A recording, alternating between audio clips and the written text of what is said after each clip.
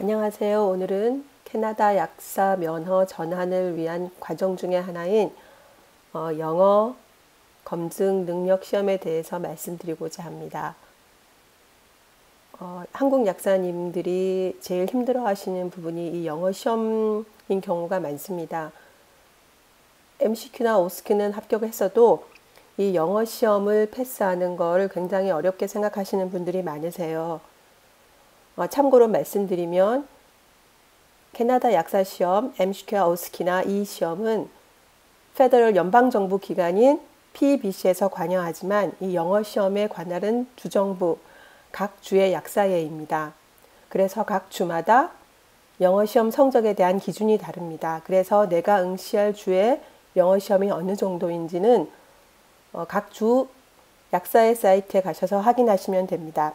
참고로 저는 BC주 약사의 영어 시험을 중점적으로 오늘 말씀드리려고 합니다. 제가 지금껏 이런저런 영어 시험을 자의반, 타의반으로 굉장히 많이 봤습니다. 우선 IELTS 시험 제너럴 아카데믹을 봤고요. 토플도 CBT부터 IBT까지 봤고, 그 다음에 캐나다 영어 시험이 있습니다. 셀프 테스트라고 그것도 봤고, 캐나다 처음 왔을 때 이제 영어 공부하려고 갔는데 거기서 레벨 테스트를 하라고 했습니다. 그래서 그 영어 시험도 봤습니다. 이렇게 이런저런 영국식 영어, 미국식 영어, 캐나다식 영어 시험을 보면서 제 나름대로 그 영어 시험에 대한 어떤 노하우가 생겼습니다. 그래서 이런 노하우를 공유하고자 이 영상을 제작하시는 것이고요. 참고로 이 공인 영어 시험은 시험입니다. 영어 공부가 아닙니다. 영어 공부를 많이 하면 할수록 성적이 잘 나오는 것은 당연합니다. 하지만 시험이기 때문에 그에 따른 전략을 짜시는 것도 큰 도움이 됩니다. 사실 영어가 제1 랭귀지가 아닌 한국인들의 경우 시험이라는 상황에 부딪히면 내가 생각한 바를 영어로 표현하기가 쉽지 않습니다. 그래서 오늘 제가 리스닝, 스피킹 위주로 제 노하우를 공유하고자 합니다. 앞에서도 말씀드렸듯이 IELTS나 TOEFL은 영어 시험입니다. 그래서 한국에 계신 약사님들께서는 이 영어 시험을 잘 치르는 노하우 같은 것을, 전략 같은 것을 반드시 토플 학원이나 IELTS 학원을 수강하셔서 그 강사분들의 어떤 전략 같은 거를 수강하시기를 적극 권장합니다. 1년 내내 들으실 필요는 없습니다. 한 2개월 과정의 세트가 있습니다. 토플이나 IELTS는 그 세트만을 듣고 그런 노하우를, 전략을 들으신 다음에 내 것으로 만들어서 공부를 하시면 됩니다. 굳이 오랜 시간 학원을 수강하실 필요는 없습니다. 학원 수강은 필요한 자료를 수집하고 정보를 얻는 거에 중점을 두셔서 하시기를 바랍니다. 학원 영어 선생님도 여러분들이 계십니다. 어떤 선생님의 과목을 수강하느냐에 따라서 제가 획득할 수 있는 점수도 엄청나게 달라집니다. 이건 제 경험입니다. 그 경험이 풍부하시고 전략을 잘 짜는 선생님들이 계십니다. 이런 토플 시험이 무엇인가, IELTS 시험인가 무엇인가를 계속 연구하셔가지고 강의를 정말 잘하시는 분들이 있습니다. 이런 분들을 찾는 게 쉽지는 않겠지만 학원 사이트에 들어가셔서 학생들의 리뷰를 잘 보시고 정말 고급 정보를 가진 좋은 선생님을 수업을 듣는 것이 여러분들의 IELTS 시험이나 토플 시험 성적이 엄청나게 달라집니다. 그래서 좋은 학원, 좋은 선생님의 수업을 듣는 것이 정말 도움이 된다는 것을 다시 한번 강조드립니다. 이 화면은 저의 IELTS 성적표입니다. 제가 한국에 가서 2달 과정의 IELTS 수업을 듣고 그 수업이 끝나기 전에 이제 캐나다로 돌아오기 한 2주 전에 한국에서 IELTS 시험을 그냥 재미삼아 한번 봤습니다. IELTS 시험을 전에는 제너럴 과정을 봤는데 아카데믹 과정을 아카데믹 시험을 본 적은 한 번도 없어서 한번 재미로 봤었는데 성적이 나와서 제가 바로 BC주 약사에 제출할 수 있었습니다. 공부를 안 해서있는지 라이팅하고 리딩은 제가 생각하기에 이거보다 잘 나올 거라고 생각했는데 그냥 처음에 제가 IELTS를 봤을 때랑 똑같이 나왔습니다. 그런데 리스닝하고 스피킹이 의외로 너무 잘 나와서 너무너무 기뻤습니다. 그래가지고 제가 나온 성적을 가지고 바로 BCG 약사에 제출할 수 있었습니다. 스피킹은 그렇다 치더라도 리스닝은 제가 이렇게 높은 점수가 나올 거라고 생각을 못 했었거든요. 학원 처음 등록하고 학원에서 이제 연습 시험을 칠 때 하나도 안 들렸습니다. 캐나다는 약간 미국식 영어랑 비슷한 면이 있습니다. 그런데 영국식 영어를 듣다 보니까 하나도 들리지가 않아서 리스닝이 너무너무 걱정됐습니다. 아까도 말씀드렸지만 그때 IELTS 리스닝 선생님께서 그러니까 리스닝 시험에 접근하는 법을 잘 설명해 주시고 어떤 식으로 접근해야 되는지를 알려주셨습니다. 그래서 나름 시간 세이브하는 법, 어떻게 리스닝 공부를 접근하는가를 알려주셨는데 그러고 나서 한 달 반 정도 있다가 제가 본 IELTS 리스닝 시험장에서 너무너무 잘 들리는 거였습니다. 그래가지고 아니 이렇게 잘 들리지 하면서 했는데 리스닝이 굉장히 좋은 결과가 나와서 제가 그래서 항상 말씀드리는 겁니다. 선생님이 중요하다. 학원 선생님이 그 리스닝 선생님한테 강의를 제가 듣지 않았더라면 제가 첫날 리스닝 들었을 때의 좌절감을 시험을 보고 나서도 느꼈을 겁니다. 그래서 다시 한번 말씀드리지만 좋은 학원 선생님을 만나는 것도 이 영어 시험 성적을 임프루브 시키는데 정말 도움이 됩니다. BCG 약사에 가시면 여러 가지 이제 토플과 IELTS 말고도 다른 시험을 제출하실 수도 있습니다. 그렇지만 가장 많은 학생들이 보는 토플과 IELTS에 대해서 제가 설명드리겠습니다. 아시다시피 토플은 컴퓨터 베이스입니다. 컴퓨터로 가서 컴퓨터 자판으로 영어 에세이를 쓰고 컴퓨터 화면을 통해서 리딩을 읽고 문제를 풀고 그 다음에 스피킹도 컴퓨터에 대고 그냥 일방적으로 대화를 하는 겁니다. 그에 반해 IELTS는 페이퍼 베이스라고 해야 되나?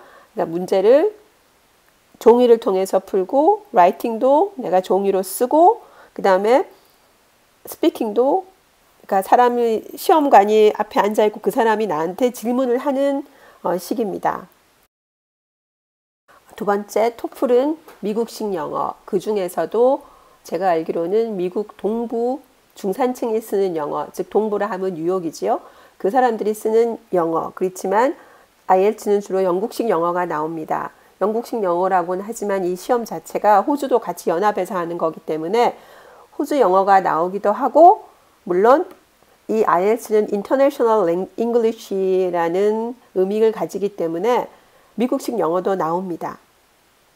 그 다음 토플은 한 가지 버전밖에 없습니다. 그렇지만 IELTS는 제너럴 버전과 아카데믹 버전이 있습니다. 이 IELTS 버전, 제너럴 버전은 그러니까 이민을 신청하시는 분들이 쳐야 되는 시험입니다. 이민을 신청할 때 나는 아카데믹 버전 시험 점수 잘 받았어. 그걸로 낼 거야 하지만 이민성에서는 오로지 제너럴만 받아들입니다. 그리고 이제 대학 입학이나 여러 가지 학술적인 게 들어가면 아카데믹 버전이 나옵니다. 제너럴 버전, 아카데믹 버전 문제가 조금씩 다릅니다. 제너럴 버전이 조금 더 쉽습니다. 그리고 BCG 약사에서 받아들이는 공인 영어는 IELTS 아카데믹 버전입니다. 제가 UBC에서 공부할 때 저희 반에 영국에서 약사를 하셨던 분이 4분이 있었습니다. 3분은 영국에서 약사를 하다가 오셨고 한 분은 영국의 약대만 졸업하고 사회 경험이 하나도 없는 학생이었습니다. 그런데 정말 아이러니하게도 그 영국 약사분이 이제 불평하는 거를 들었는데 그분은 약사 면허 진행과 이민 진행을 동시에 하고 있었습니다. 그래서 자기는 지금 IELTS 제너럴 버전도 받고 IELTS 아카데믹 버전 2개의 시험을 봤다. 물론 공부는 하나도 안 하고 갔다고 했습니다. 이 IELTS가 영국에서 온 영어 시험인데도 영국인인 그 4분이 우리랑 똑같이 영어 시험을 봤다는 게 정말로 조금 아이러니하긴 했습니다. 그래서 그 영국 약사분은 굉장히 불평불만이 많았습니다. 왜 내가 또다시 시험을 봐야 되는가. 자기 세상에 태어나서 이런 시험을 처음 봤다. 왜냐하면 볼 필요가 없었으니까 지금까지. 네, 참고로 말씀드렸습니다. 네 번째, 두 시험 다 리스닝, 리딩, 라이팅, 스피킹 네 가지를 테스트합니다. 이 리스닝, 리딩, 라이팅, 스피킹 네 가지는 각각의 시험이 떨어져 있는 것처럼 보이지만 이 네 가지는 함께 성장합니다. 그래서 내가 리스닝을 잘하는데 리딩만 못할 수가 없고 또 리스닝을 잘하는데 라이팅만 잘하거나 못할 수 없고 리스닝 잘하는데 스피킹을 못하고 스피킹 못하는데 리스닝 잘하고는 연구 결과 그렇지 않다고 합니다. 이 네 가지는 함께 발전한다고 합니다. 네 가지가 아주 긴밀하게 연결되어 있습니다. 다섯 번째, 공인 영어의 시험 성적은 개인이 보내온 결과를 받지 않습니다. 그래서 IELTS는 IELTS 시험 기관에서 다이렉트로 BCG 약사회로 보내줘야 되고 토플은 토플의 주 시험 기관인 ETS에서 내가 요구를 하면 그 ETS에서 다이렉트로 BCG 약사회로 보내줍니다. 이것만을 BCG 약사회도 억셉트합니다. 그러나 IELTS인 경우 BCG 약사회에서 굉장히 편리한 기능이 있습니다. IELTS 시험 기간에서 IELTS 성적이 많이 필요한 기간, 예를 들어 BCG 약사회인 경우에는 BCG 약사회에서 자체적으로 IELTS 시스템에 들어가서 그 사람의 성적을 볼 수가 있습니다. 그래서 내가 내 성적표를 BCG 약사회에 팩스 또는 메일로 보내면 그 BCG 약사회는 그 카피된 성적표를 보고 다이렉트로 IELTS에 들어가서 IELTS 성적을 조회할 수 있습니다. 이거는 BCG 약사의 어떤 특혜라고 하실 수 있습니다. 굉장히 편리합니다. 내 성적표 카피본을 그냥 팩스로 보내주면 됩니다. 그러면 BCG 약사에서 자체적으로 IELTS에 의뢰를 해서 그 성적을 가지게 됩니다. 다른 주 약사에는 잘 모르겠습니다. 그렇지만 BCG 약사에는 이런 시스템이 되어 있기 때문에 IELTS 성적 제출이 굉장히 쉽다고 생각됩니다. 다시 한번 강조드리지만 토플이든 IELTS든 영어 공부는 맞습니다. 영어 공부는 맞지만 이것도 시험입니다. 시험이기 때문에 내가 어느 정도 이 시험은 어떤 식으로 치러야 되겠다는 준비를 하지 않으시고 그냥 일반 우리가 영어 공부하는 식으로 하시면 시험장에 가셔서 굉장히 당황하고 어려울 수 있습니다. 그러면 리스닝에 대해서 말씀드리겠습니다. 제가 공부하면서 느낀 건데 이 리스닝은 많이 알수록 많이 들립니다. 참고로 내가 그런 배경 지식이 있으면 더 잘 들립니다. 예를 들어서 대학에서 교수님이 강의하는 수업을 내가 리스닝으로 시험을 보고 있다. 제가 아는 분야는 정말 잘 들립니다. 여러분들 그거 느끼실 수 있을 겁니다. 그리고 리스닝은 리딩과 스피킹하고 모두 연결됩니다. 리스닝이 는다고 해서 리딩이 안 늘 수가 없습니다. 예를 들어서 이제 리스닝을 들었습니다. 문제를 들었는데 아무것도 들리지 않아서 그 스크립을 봤습니다. 스크립을 봤을 때 그 리딩을 읽지 못하면 리스닝은 절대 들리지 않습니다. 내가 눈으로 보아서 읽지 못하는 것은 절대 귀로 들리지 않습니다. 제가 약국에서 근무를 하면 가장 힘든 점이 전화 영어입니다. 전화로 환자분께서 이제 이것저것 설명하면 어떤 경우에는 잘 들리는 경우도 있지만 잘 들리지 않는 경우가 많습니다. 한국의 약사님들도 어떤 이제 할머니께서 전화가 왔는데 한국말을 쓰시는데도 이해하기 어려운 경우가 있지 않습니까? 그것도 마찬가지입니다. 하지만 아무리 상대편의 영어가 알아듣기 힘들어도 내가 그 분이 원하는 거에 사전 지식, 어떤 약국에 돌아가는 시스템, 어떤 히스토리를 알고 있으면 잘 들립니다. 그게 리스닝하고 마찬가지의 어떤 원리입니다.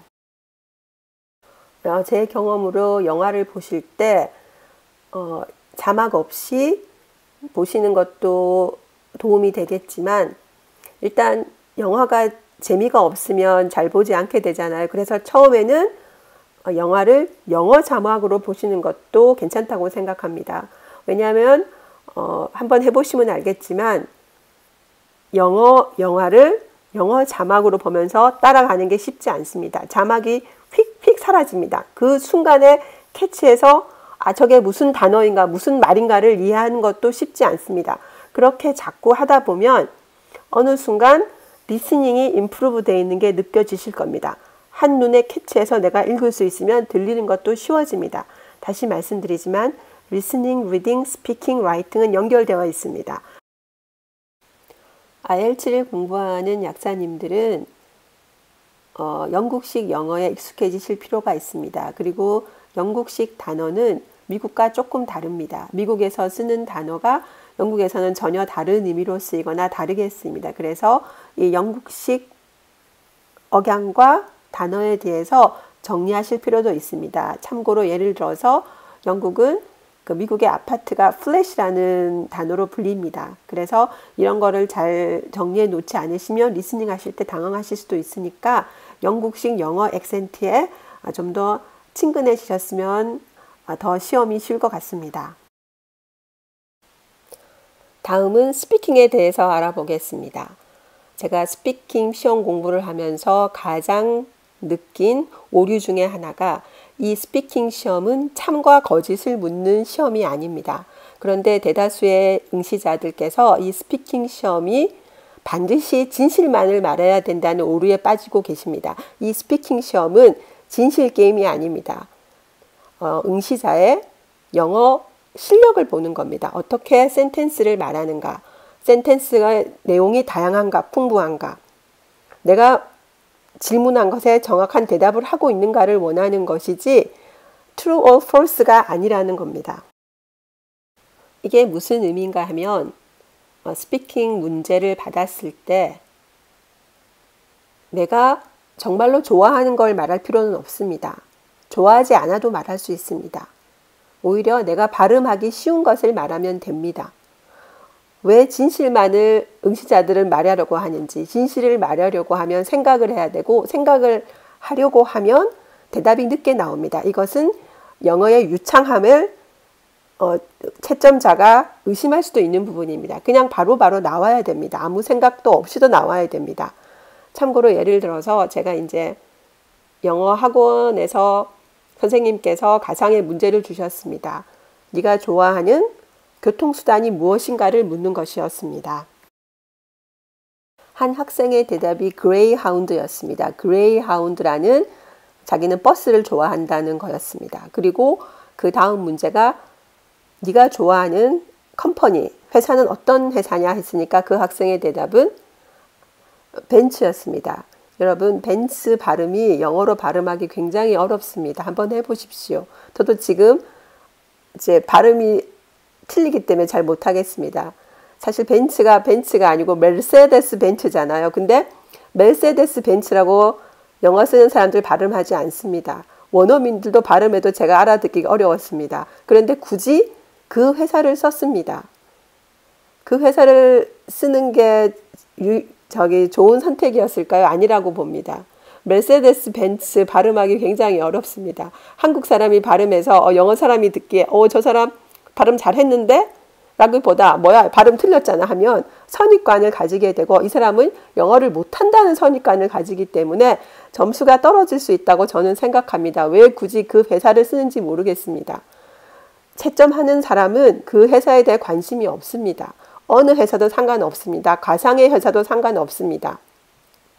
그냥 KTX 하면 됩니다. 내가 좋아하는 컴퍼니 KTX, 내가 좋아하는 교통수단 KTX 하시면 됩니다. 그럼 그 사람들은 그래 그런 게 있까 보다 하는 거지 그 KTX를 검색을 한다든지 만약에 예를 들어서 뭐 킴 컴퍼니다. 킴 컴퍼니를 검색하거나 하지 않습니다. 그냥 그 사람이 그 컴퍼니를 좋아하는 이유를 조리 있게 말하는지 센텐스가 다양한지 센텐스를 계속 I like 하면 그거는 좋은 점수를 줄 수 없겠죠. 센텐스가 굉장히 다양하고 다양한 표현을 쓸 수 있고 다양한 단어를 쓰고 막히지 않고 말하고 이런 거를 보는 거지 네가 이 채점자는 이 응시자가 어떤 회사에 관심이 있는지 어떤 제품을 좋아하는지 정말로 그 사람을 좋아하지도 않으면서 좋아한다고 했는지 하는 진실 게임이 아니라는 겁니다. 제가 이런 어드바이스를 영어 시험 공부하시는 분들한테 했을 때 아, 맞구나 하시는 분이 생각보다 별로 없었습니다. 그래서 제가 그 학생한테 물었거든요. 왜 그렇게 굳이 많은 회사가 있는데 벤츠라고 하는 Z 발음하기 굉장히 어렵잖아요. 한국 사람들. 왜 굳이 그걸 했냐고 했더니 그 학생은 오히려 저한테 의아했습니다. 왜 내가 좋아하는 회사를 말하지 왜 내가 좋아하지 않는 회사를 말해야 되는가라고 했습니다. 의외로 생각보다 많은 응시자분들이 내가 진짜 좋아하는 회사를 말해야 되고 내가 진짜 좋아하는 노래를 말해야 되는지를 압니다. 그렇지만 영어 시험은 그 사람을 어떤 인터뷰에서 비자를 주거나 채용하는 시험이 아닙니다. 이 사람의 영어 능력을 보는 겁니다. 어떻게 말하는지를 보는 겁니다. 영어 시험의 네 항목 중 스피킹의 가장 큰 장점은 문제가 주어지고 내가 센텐스를 만들어가는 것이기 때문에 내가 발음하기 어려운 단어는 가급적 쓰지 않는 것이 좋습니다. 내가 발음해서 발음이 잘 되지 않는 것은 빠뜨리고 그와 유사한 유사어를 쓰거나 쉬운 단어를 쓰시면 됩니다. 스피킹 공부를 하실 때 전략 중에 또 한 가지는 토픽 바이 토픽으로 공부를 하실 것을 권합니다. 예를 들어서 장소, 인물 이런 식으로요. 그러니까 장소는 모든 장소를 합치시면 됩니다. 내가 태어났던 곳, 내가 제일 좋아하는 곳, 내가 제일 가보고 싶은 곳 등등 모든 것이 장소에 분류됩니다. 그리고 예를 들어 인물, 인물은 내가 제일 존경하는 사람, 내가 왜 엄마를 좋아하는지, 내가 왜 그 선생님을 좋아하는지 등등 아니면 뭐 과거에 만나고 싶은 인물, 왜 만나고 싶은지 이런 식으로 인물을 모두 망라하시면 됩니다. 그리고 뭐 역사적인 사건, 좋아하는 음악, 좋아하는 운동 이런 식으로 해서 한 20가지 정도로 압축을 하셔서 거기에 모두 맞춰서 가셔야지 이 토픽을 하나로 해서 외우시거나 공부하시면 굉장히 힘들어집니다. 그래서 뭐 사건이면 사건, 좋아하는 음식이면 음식 관련해서 한 20가지 토픽으로 내가 항상 그냥 입에서 쑥쑥 나올 수 있을 정도로 유창하게 공부하시면 도움이 됩니다.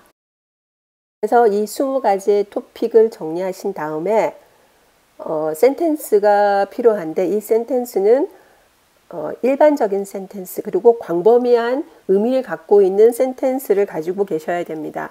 예를 들어서 relieve my stress라는 그런 단어는 어디든지 쓸 수 있습니다. 내 스트레스를 줄여준다. 운동을 해도 줄어들겠죠. 음악을 해도 줄어들겠죠. 그 다음에 뭐 요가를 해도 줄어들고 영어 공부를 해도 스트레스가 줄 수 있잖아요. 영어 공부한다고 해서 꼭 스트레스가 올라가지는 않잖아요. 그런 식으로 광범위한 뜻을 가진 그런 센텐스를 많이 가지고 계시면 어디든지 쓸 수 있습니다. 그러면 채점자가 듣기에 말이 맞으면 되는 겁니다. 무조건 오프 토픽이 아니고 이 단어가 여기에도 맞고 저기에도 맞는 4번 귀에 길면 귀걸이, 코에 걸면 코걸이식으로 모든 의미에 합당하면 그러니까 모든 내가 하는 질문에 맞으면 되는 겁니다. 마지막으로 스피킹 공부는 물론 내가 만들 수도 있고 학원 선생님께서 주신 그런 자료를 가지고 계속 내 입에 붙여서 내가 그냥 아무 생각도 없어도 그냥 입에서 줄줄줄 나오게 하시면 스피킹 시험 하실 때 이 사람은 영어를 참 유창하게 잘하는구나 라고 생각할 수 있거든요. 그래서 계속 같은 문장을 반복해서 입에 붙이시기를 바랍니다. 영어 공부하시는데 조금 더 수월한 방법으로 공부하시는데 도움이 됐었으면 합니다. 감사합니다.